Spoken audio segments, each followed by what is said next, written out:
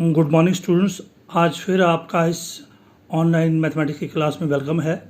जो नए स्टूडेंट्स आए हैं उनकी जानकारी के लिए मैं बता दूं कि कल से हमने अपने 11th मैथमेटिक्स का बुक का फर्स्ट पार्ट शुरू किया है। तो इसमें हमने जो हमारा पहला टॉपिक है सेट्स, तो इसको हमने शुरू किया है। कल मैंने सेट्स के बारे में बताया था कि set is a well defined collection of objects. जैसे मैंने आपको बताया था कि सेट ऑफ स्टूडेंट्स हो, सेट ऑफ टीचर्स हो, सेट ऑफ बुक्स हो, ये वेल डिफाइंड हो चाहिए, यहाँ जहाँ पर किसी को कोई डाउट ना हो। तो चलिए आज हम शुरू करते हैं रिप्रेजेंटेशन ऑफ सेट्स, कि जो सेट होता है इसको रिप्रेजेंट कैसे किया जाता है, लिखा कैसे जाता है। चलिए तो आज का हमारा यही टॉपिक की कंटिन्यूटी है, representation of sets. There are two methods for representation of sets. एक सेट को रिप्रेजेंट करने के लिए, पेश करने के लिए, या एक सेट को लिखने के लिए दो तरीके हैं। जो फर्स्ट मेथड है उसको हम कहते हैं रोस्टर फॉर्म और टेबुलर फॉर्म। तो फर्स्ट फॉर्म का नाम क्या है, रोस्टर फॉर्म और टेबुलर फॉर्म। और जो दूसरा तरीका है उसको हम कहते हैं सेट बिल्डर फॉर्म। एक सेट को रिप्रेजेंट करने के या पेश करने के या एक सेट को लिखने के दो तरीके हैं, एक रोस्टर फॉर्म जिसका दूसरा नाम टेबुलर फॉर्म है, और दूसरा तरीका है सेट बिल्डर फॉर्म। चलिए पहले हम रोस्टर फॉर्म क्या है, जिसको हम टेबुलर फॉर्म भी कहते हैं। तो रोस्टर फॉर्म और टेबुलर फॉर्म क्या है, in this form we list all the elements of the set, separate them by commas and enclose them in curly brackets. तो ये जो कर्ली ब्रैकेट्स होते हैं, एक होते हैं बिग ब्रैकेट्स, एक होते हैं स्मॉल ब्रैकेट्स, और एक होते हैं बीच वाले कर्ली ब्रैकेट्स। तो रोस्टर फॉर्म या टेबुलर फॉर्म में हम क्या करते हैं, एक सेट लेते हैं, उसके एलिमेंट्स को लिस्ट करते हैं। लिस्ट करने का मतलब होता है ढूंढना, और फिर उसको हर एक एलिमेंट को कामा से सेपरेट करके उनको ब्रैकेट्स के बीच में बंद करते हैं, कर्ली ब्रैकेट्स, इन ब्रैकेट्स के बीच में बंद करते हैं, तो बन जाता है हमारी रोस्टर फॉर्म। और सेट का जो भी नाम है वो हम लिख लेते हैं। अब लिस्ट कैसे किया जाता है, मान लीजिए डेज ऑफ वीक हैं, तो कौन कौन सा एलिमेंट हम ढूंढेंगे, लिस्ट करेंगे। पहला मंडे, फिर दूसरा ट्यूसडे, तीसरा वेडनेसडे, और इनके बीच में डालेंगे comma, Monday comma Tuesday comma Wednesday. List करके इनको कर्ली ब्रैकेट्स में डालना है। तो this is called roster form of the set. For example, if A is a set of natural numbers less than 8, तो हमारे पास एक सेट है नेचुरल नंबर्स का जिसका नाम ए है, और नंबर्स, नेचुरल नंबर सारे नहीं लेने हैं, लेस देन 8 से कम वाले। तो इसको रोस्टर फॉर्म में लिखना हो, then we write this set in roster form as. कैसे लिखेंगे, तो इसकी रोस्टर फॉर्म कैसे बनाएंगे, कौन सा सेट था, उसका नाम था ए।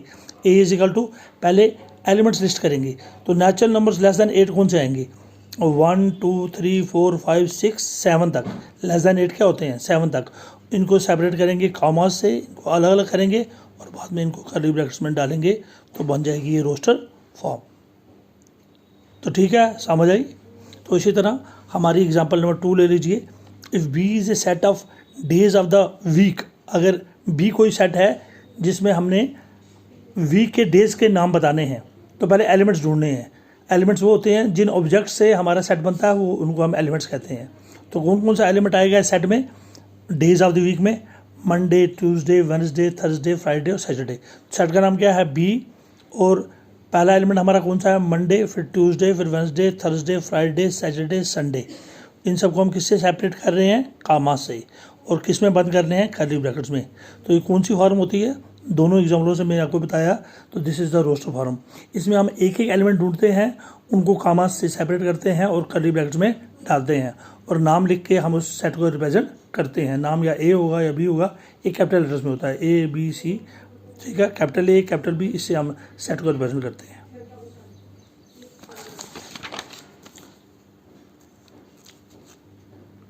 इसी तरह तो हमारी जो दूसरा तरीका है एक सेट को रिप्रेजेंट करने का, उसको हम कहते हैं सेट बिल्डर फॉर्म। कौन सी form, set builder form. In this form we represent the set by an arbitrary element x और y, followed by a property which must be satisfied by each element of the set। तो इस form में हम, roster form में तो हम एक एक एलिमेंट ढूंढते हैं। इस फॉर्म में कह रहा है कि दिस फॉर्म हम पूरे सेट को एक आर्बिट्रेरी एलिमेंट से ही पहचानते हैं। सभी एलिमेंट्स का नाम या एक्स रखते हैं या वाई रखते हैं, और उसके बाद उसकी एक प्रॉपर्टी लिखते हैं जो हर एक एलिमेंट में होनी चाहिए। तो पूरे सेट को एक आर्बिट्रेरी एलिमेंट से रिप्रेजेंट किया जाता है, चाहे वो एक्स हो चाहे वाई, और उसके बाद फॉलोड बाय प्रॉपर्टी, उसके बाद उसकी प्रॉपर्टी लिखी जाती है जो उस सेट के हर एक एलिमेंट के बीच में होनी चाहिए। फॉर एग्जांपल वही एग्जांपल लेते हैं जो हमने रोस्टर फॉर्म में ली थी। If A is a set of natural numbers less than 8, तो इसमें हमने क्या किया था रोस्टर फॉर्म में, एलिमेंट्स ढूंढे थे 1 2 3 4 5 6 7, 8 से नीचे वाले सारे एलिमेंट्स ढूंढे थे।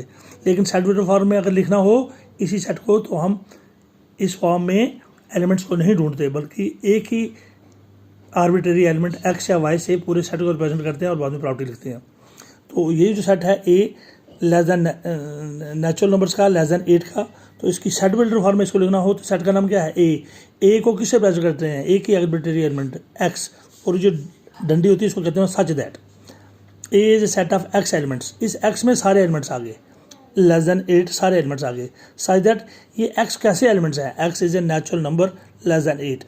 अब देखिए एक्स जो है ये सेट बना है, पूरा सेट किससे रिप्रेजेंट हो रहा है, एक्स से, एंड सच दैट ये एक्स कैसे हैं, यानी कि 1 भी एक्स है, 2 भी एक्स है, 3 भी एक्स है, 5 भी एक्स है, 4 भी एक्स है, 5 भी एक्स है, 6 भी एक्स है और 7 भी एक्स है, और ये सारे एक्स जो हैं ये नेचुरल नंबर्स हैं और लेस दैन 8 हैं।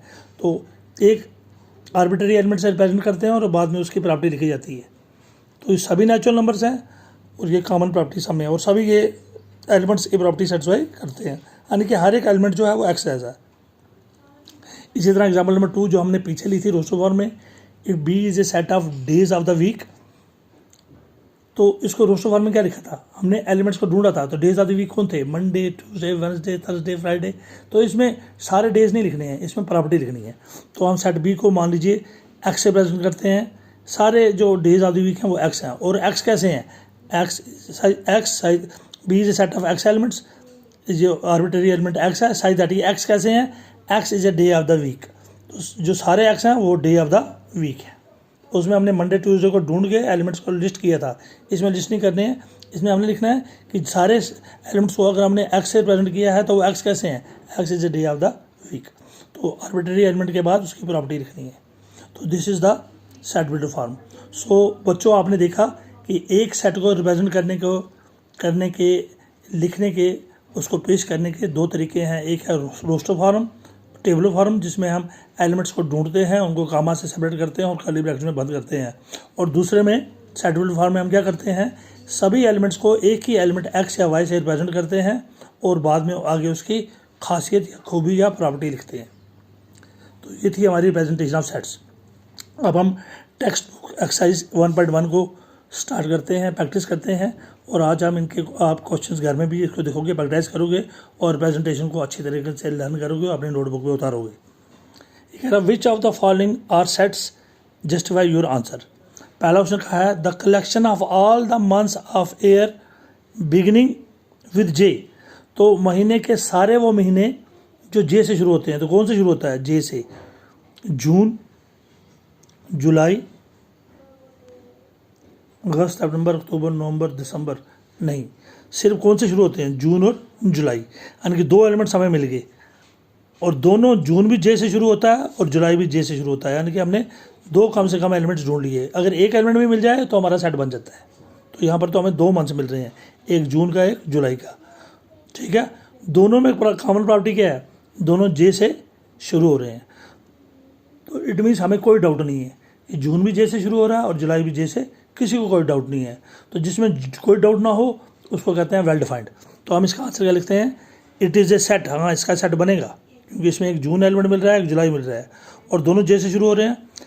ये सेट क्यों है, because collection is well defined, इसमें कोई डाउट नहीं है। चलिए दूसरा set, the collection of 10 most talented writers of India. India में लिखने वाले बहुत से हज़ारों राइटर्स हैं, लाखों राइटर्स हैं, तो इसने बोला उनमें से 10 टैलेंटेड। तो अगर बहुत से लाखों राइटर्स हैं, उनमें 10 को हमने चुनना है, क्या हम 10 को चुन सकते हैं। मान लो आप इंडिया के बहुत बड़े प्लेयर्स हैं क्रिकेट टीम में, उसमें कोहली भी है, धोनी भी है, कोई अपनी टीम बनाएगा 10 की, उसमें कोहली को रखेगा, दूसरा बनाएगा कोहली को नहीं रखेगा, धोनी सचिन उनको रख देगा, तीसरा कोई बनाएगा वो धोनी को छोड़ देगा। तो इसलिए ये वेल डिफाइंड नहीं है, कहीं ना कहीं डाउट है।